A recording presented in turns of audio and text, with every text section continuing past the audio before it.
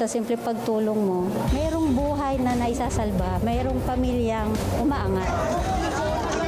The Senate is now constituted. At ito ang mismong Chinese Coast Guard. Napakinggan ni PBBM. 6 na milyong balotang gagamitin sa A to Z. Kumpleto tayo.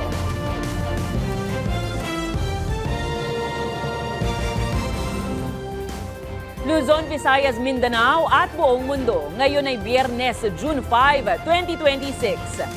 Ako si Barbie Mulak at ito ang balitang A to Z.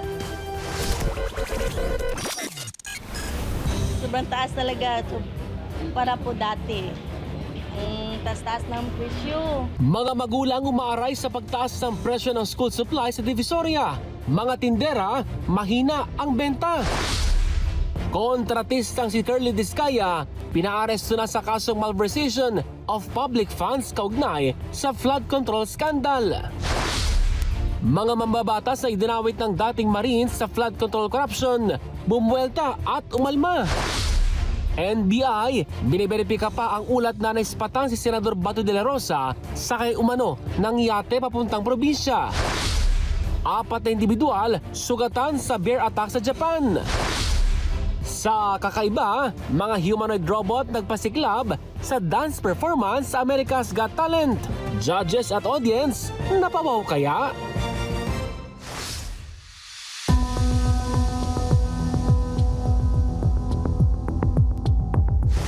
Magandang gabi, pambungad sa ating newscast.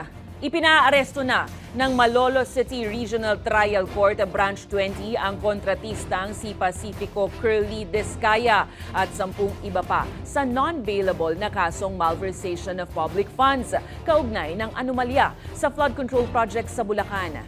Kasama sa warrant of arrest ang asawa ni Curly na si Sara Discaya na kasalukuyang nakadetain sa Cebu sa hiwalay na kaso.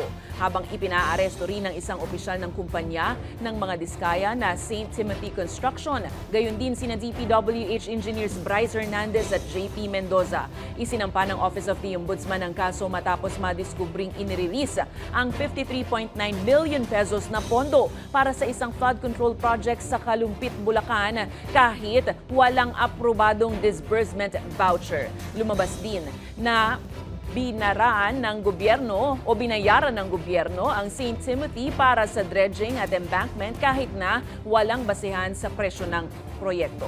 Matatandaang nakadetain sa Senado si Curly Discaya matapos ipakontempt sa kasagsagan ng flood control probe. At dahil inabutan ng weekend, sinabi ng DILG na itinakda na ang pagtuturnover kay Curly Discaya sa Lunes, June 8 mula sa Senado, saka siya idediretsyong ihahatid sa Bulacan.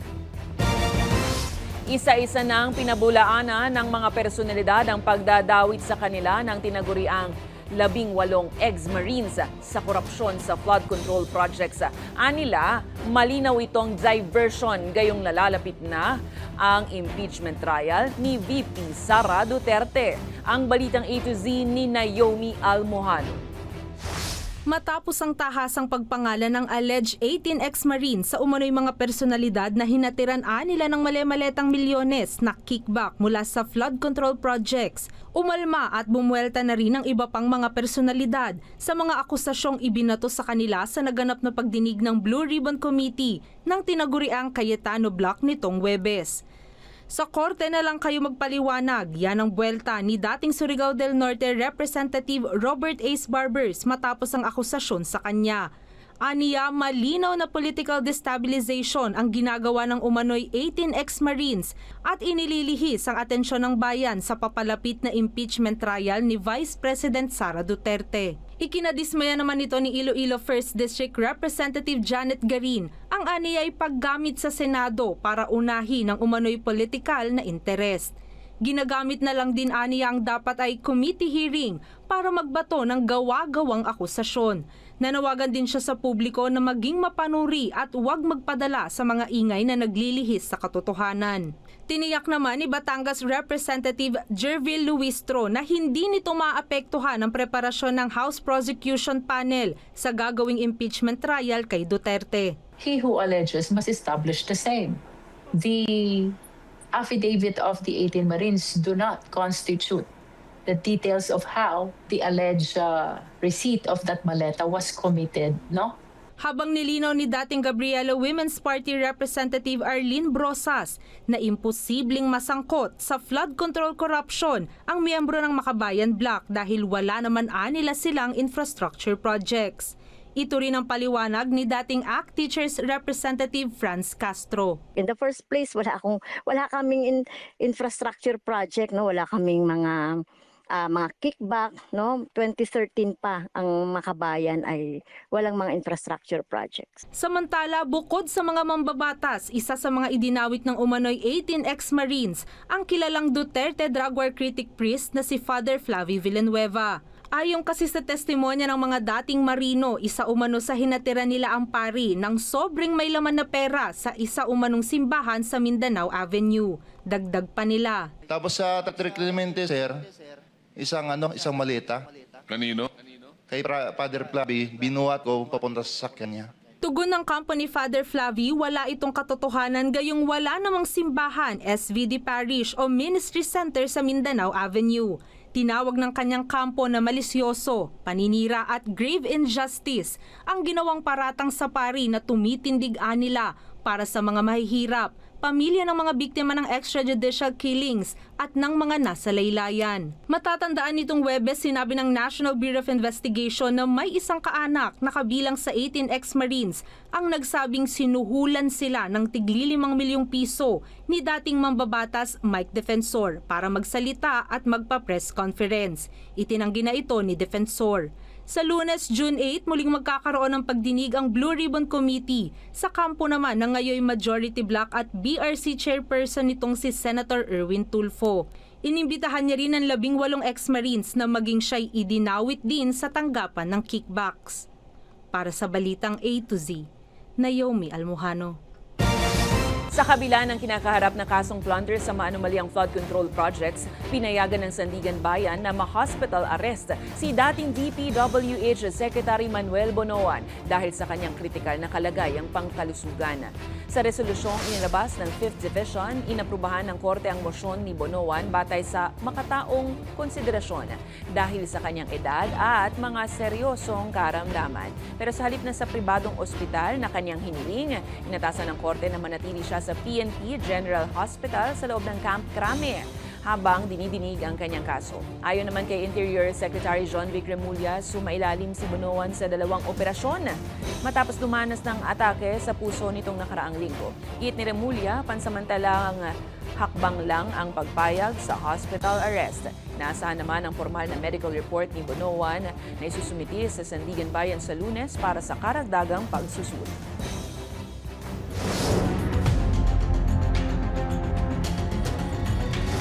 Naniniwala ang isang law expert na hindi dapat umabot sa Korte Suprema ang sigalot sa liderato sa Senado. Ayon sa eksperto, dapat itong ayusin mismo ng mga lider ng mataas na kapulungan. Ang Balitang A to Z ni Ace Cruz.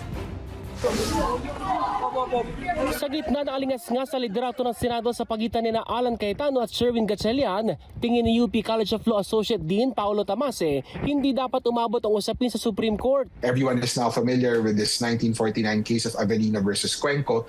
The first part of that decision is basically the court saying, this question belongs to the Senate. Remedy is for both Gatchalian and Cayetano blocks to come together and look for a consensus candidate, to go to the one person who is able to bring the chamber together. Para kay Cayetano, sila ang dapat pumunta sa Korte Suprema, pero hindi nila gagawin yon dahil alam nilang mali sila. They want me to go immediately to the Supreme Court because they know it will take time. Muling iginiit ni Cayetano na Malacanang ang nasa likod nito. The President keeps getting wrong information. Pati yung 11, yun ang sinasabi na kalaban, gusto kang alisin ng mga yan. Una lang iginiit ng Malacanang na nirerespeto nito ang kapangyarihan ng co-equal branch ng pamahalaan. Narindigan naman si Gatchalian na sang-ayon sa konstitusyon ang kanilang ginawa. Suportado ito ng samahan ng mga lisensyadong abogado. Ayon sa Integrated Bar of the Philippines, lehitimo at may bisa ang sesyon ng kapulungan noong June 3 matapos na madagdagan ng isa ang bilang na minorya kahit nakabuo ng quorum para sa sesyon kung saan iniluklok bilang acting Senate President at Senate President pro tempore si Gatchalian.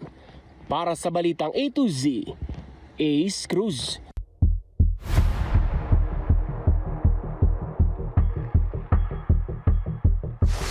Patuloy na binabantayan ng Pag-asa ang papalayo ng Bagyong Esther na kumikilos pa hilagang silangan ng bansa at inaasahan ng lumabas ng Philippine Area of Responsibility. Huling namataan ang sentro ng bagyo may layong 250 kilometers hilagan ng Itbayat, Batanes. Taglay ang hanging umaabot sa 45 kilometers kada oras at bugsong aabot ng hanggang 55 kph. Nananatili ng nakataas ang Tropical Cyclone Wind Signal No. 1 sa buong Batanes dahil sa banta ng malakas na hangin. Babala ng ahensya, patuloy pa rin palalakasin ng bagyo at ng habagat ang pag-uulan sa ilang bahagi ng Luzon, lalo na sa mga kanlurang lugar, kaya ingat din po sa mga mangingisda. Pagkalabas ng PAR, tatahakin ni Esther ang direksyon ng Southern Japan at posibleng lumakas pang bilang isang tropical storm sa East China Sea. Umaalingasaw ang problema ng basura sa Davao City, maging sa mismong harapan ng DNR office sa lungsod. Ilang araw nang nagrereklamo ang mga residente doon dahil magdadalawang linggo na nang magkaproblema ang koleksyon ng basura. Pansamantala kasing isinara ang sanitary landfill na pinagtatapunan ng nasa 750 na tonelada kada araw na basura mula sa lungsod matapos ang nangyaring crash slide sa site noong May 20. Sa pahayag, sinisisi ni Davao City Mayor Sebastian Duterte ang problema sa kabagalan umano ng aksyon ng Environment Department. Ayon sa alkalde, nailikas naman ng mga nakatira sa paligid ng landfill, kaya naman iniutos niya ang pagtatambak ng basura sa collection points kabilang ang tapat ng DNR Region 11 Office. Sa pahayag, igniit ng Regional DNR Environmental Management Bureau na may mga opsyon itong binigay sa LGU ukol sa temporary garbage collection sa ibang lugar. Pero ipinapanukala mismo ng Davao City ang pagsasaayos ng temporary disposal area sa parehong landfill na isasalang pa sa verification ng ahensya. Pinabulaanan naman ng DNR ang kumakalat sa social media na umano'y si Pangulong Marcos ang nag-utos ng suspension order sa landfill doon. Samantala, nagbabala rin ito na mahaharap sa legal na reklamo ang mga patuloy na magtatambak ng basura sa harap ng opisina nito.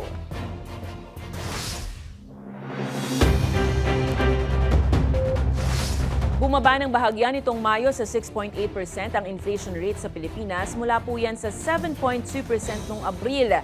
Pero nananatiling mas mataas po yan kumpara sa mga naitala noong mga nakaraang taon. Nasa 4.5% ang average inflation ng bansa, higit na mas mataas pa rin sa target ng gobyerno na 2 hanggang 4% lang sana. Ayon sa Philippine Statistics Authority, ang pagbaba ay bunsod ng mas murang presyo ng diesel noong nakaraang buwan. Pero nananatiling mataas ang presyo ng gasolina at diesel dahil sa patuloy na sigalot sa Middle East. May ilan namang mga produkto din na bumaba ang presyo pero patuloy namang tumaas ang presyo ng bigas na siyang nararamdaman ng mga pamilyang Pilipino. Ayon pa sa PSA, patuloy na binabantayan ang galaw ng presyo sa gitna ng papalapit na tag-ulan kasama ang banta ng El Nino. Ang risk moving forward would really be the impact of external factors sa fuel and energy, commodities, and yung ating presyo ng pagkain.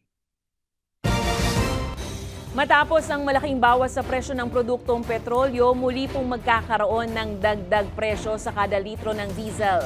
Sa ikalawang linggo ng Hunyo at simula ng pasukan ng mga bata, posibleng umakyat ang presyo ng diesel nang humigit kumulang 4 na piso kada litro. Samantala, posible naman magkaroon ng katiting na rollback sa gasolina na hanggang piso kada litro. Inaasahang mahigit 5 piso naman ang itataas sa kada litro ng kerosene. Ayon sa mga stakeholder, bunga ang paggalaw ng presyo ng muling umigting ang tensyon sa Middle East na nagdulot ng pagbawi sa oil prices sa international trading at pangamba sa supply at inventories sa global market. Patuloy naman na nagsasagawa ng intervention sa presyo ang Department of Energy. Bunsod pa rin yan ng umiiral na State of National Emergency, Energy Emergency sa bansa. Kaya kung pwede, magpakarga na po. Ito good news naman mga ka-A to Z, lalo na po sa mga nasa sa ilalim sa serbisyo ng Maynilad. Magkakaroon ng bawas singil sa tubig pagsapit ng Hulyo. Ito ay matapos aprobahan ng MWSS ang naging pagsusuri ng Regulatory Office para sa ikatlong quarter ng Foreign Currency Differential Adjustment. Ibig sabihin, magkakaroon po ng 12 sentimo na bawas kada cubic meter para sa mga consumer ng Maynilad. Kaya katumbas yan ng 34 centavos sa tapyas sa mga kumukonsumo ng 10 cubic meters pababa. Mahigit piso naman ang ibababa sa mga kumukonsumo ng 20 cubic meters at mahigit sa 2 piso ang mababawas sa mga may consumption na 30 cubic meters. Wala namang magiging pagbabago sa singil ng Manila Water at magpapatuloy ang kasalukuyang foreign currency differential adjustment na 39 centavos per cubic meter. Ipinapanukala ni Senator Joel Villanueva ang isang batas na papayagan ang work-from-home arrangements para sa mga kumpanya sa ilalim ng Investment Promotion Agencies. Paliwanag ni Villanueva, sa ilalim ng tax code, may uncertainty pa rin o kawalan ng kalinawan kung magpapatuloy ang mga insentibo ng IPA companies sakaling magpatupad sila ng alternative working arrangements sa labas ng economic zones at free ports. Pero sa panukala, nais ni Villanueva na maproteksyonan ang fiscal incentives ng mga PEZA companies na magpatupad ng work from home. Pagkilalaan niya ito sa realidad ng mga pagbabago sa teknolohiya at trabaho at sa sitwasyon ng transportasyon sa bansa.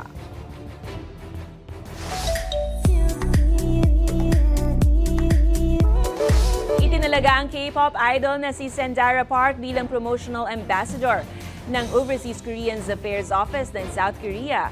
Taos-puso naman ang pasasalamat ni Dara sa natanggap na papel at hamon na may malaking personal na kahulugan para sa kanya.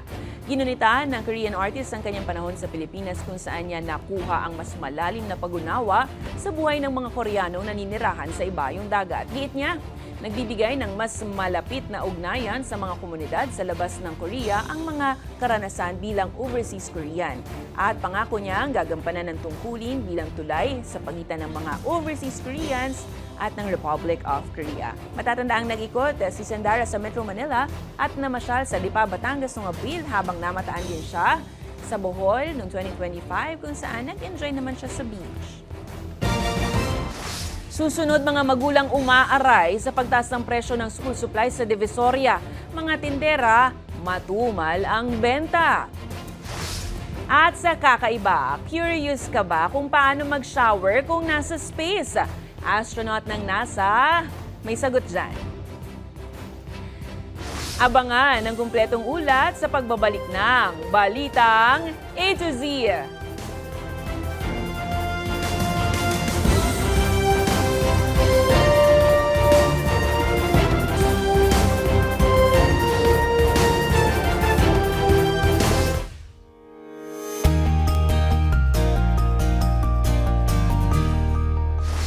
Nagrereklamo ang mga magulang na last minute na nagsha-shopping ng school supplies sa Divisoria para sa pasukan sa Lunes dahil nagtaasan ang mga presyo mula uniforme, notebook hanggang school bag. Pero ayon sa mga tindera, maging sila mahina ang benta dahil nagtitipid ang mga magulang. Ang Balitang A to Z ni Kim Salinas. Sobrang taas. Sobrang taas talaga.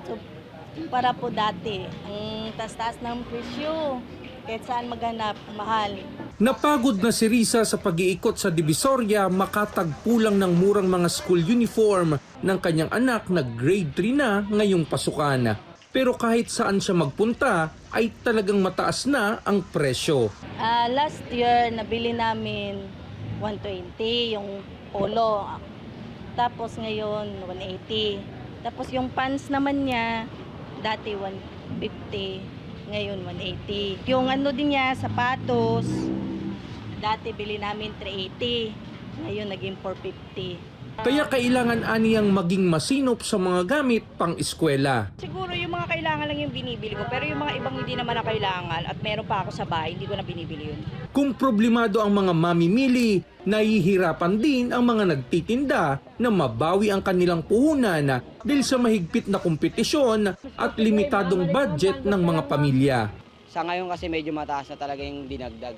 Di na namin sila para sales token sa tumaas naman po eh. Pero pagka wholesale naman, as in, for donation set o kaya bultuhan, mas malaki naman binibigay namin discount per item, hindi naman sa whole quotation eh. Sa tindahang ito, ang bundle ng ordinary notebook na 10 piraso ay 130 pesos hanggang 150 pesos. at ang bundle naman ng premium paper na notebook ay 350 pesos hanggang 380 pesos. Ayon sa isang tindera, mabagal ang galaw ng mga paninda dahil nagtitipid ang mga magulang. Tumaas na po talaga siya. Pero sa amin naman kasi may mga old stock pa kami, so medyo mababa pa.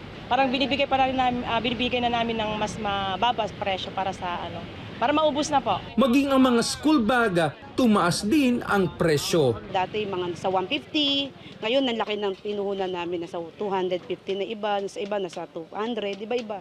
Inaasahan sa araw ng linggo ay madaragdagan ang mga mamimili ng school supplies sa Divisoria para sa last-minute shopping bago ang pasukan. Para sa Balitang Ito Z, Kim Salinas.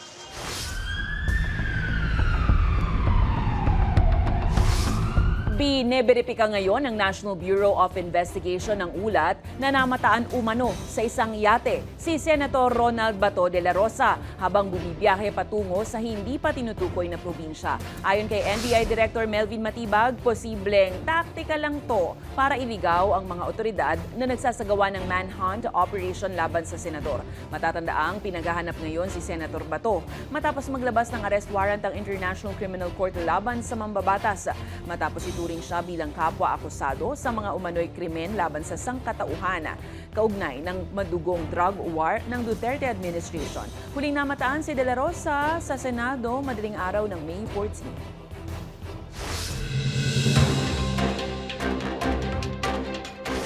Pinakawalan sa karagatan ang daan-daang sea turtle hatchlings sa ilang lugar sa Mindanao. Yan ay bilang bahagi ng conservation programs ng mga Local Environment and Natural Resources Office.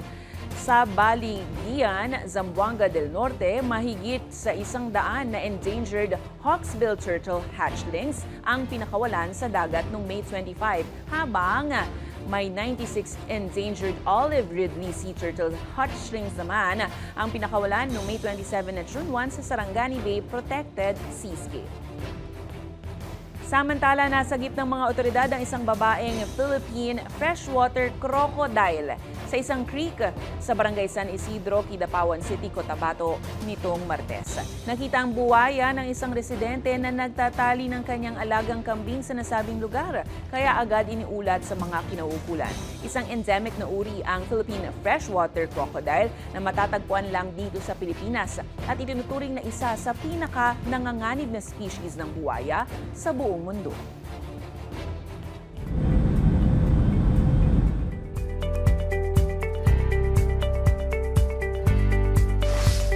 Sugatan ng nasa 4 na individual matapos silang atakihin ng isang agresibong black bear sa Fukushima Steelworks sa Japan. Ayon sa ulat, nakatanggap ng tawag ang Police and Fire Department sa isang residential area sa Sasakino District hinggil sa bear attack. Kita sa camera footage ang aktwal na pag-atake ng itim na oso sa isang empleyado. Nitong 2025 na itala sa Japan ang record high na bilang ng nasawi mula sa bear attack.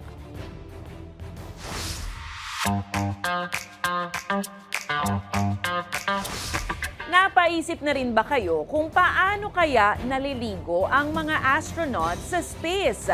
Well, tinapos na po ng NASA astronaut na si Sylvie Adenote ang palaisipan na yan. Ibinahagi niya ang slice of life kung paano nga ba sila maligo sa outer space sa gitna yan ng less to no o zero gravity experience. Sa video, kitang-kita na lumulutang lahat, maging ang tubig, maging ang shampoo at buhok. Pero na-manage niya namang makapaglinis ng katawan. Umani naman ang paghanga ang naturang experience na talaga namang kakaiba. Sa aming pagbabalik, 90s love team na sina Heart Evangelista at John Prats muling nagtambal sa isang music video. At sa kakaiba, mga humanoid robot nagpasiklab sa sayawan sa America's Got Talent. Judges at audience, napawaw naman kaya? Susunod na yan dito lang sa Balitang A to Z.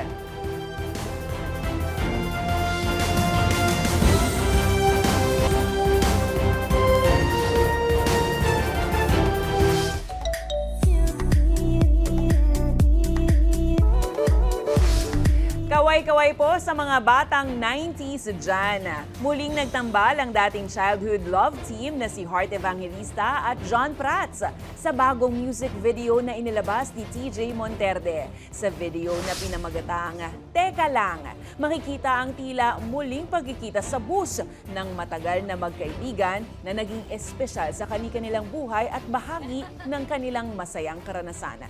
Pumalo agad sa 50,000 views ang naturang music video na tila reminiscing the past. Magugunitang nakilala ang dalawa noong 2000s sa kanilang tandem sa teen-oriented show na Gmic at Trip na talagang pumatok sa mga manonood.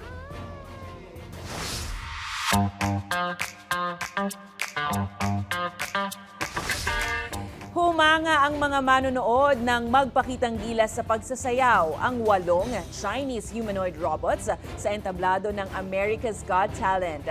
Sa pagkontrol ng 26 anyos na si Wu Yufei mula sa Southwest China, sabay-sabay na umindak ang mga robot sa saliw ng musika. Malahawak mo ang beat, ang galing dahil kumikilos na parang tao.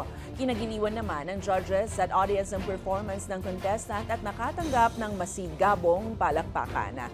Pasok naman sa next round ang performance ng dancing robots via unanimous vote.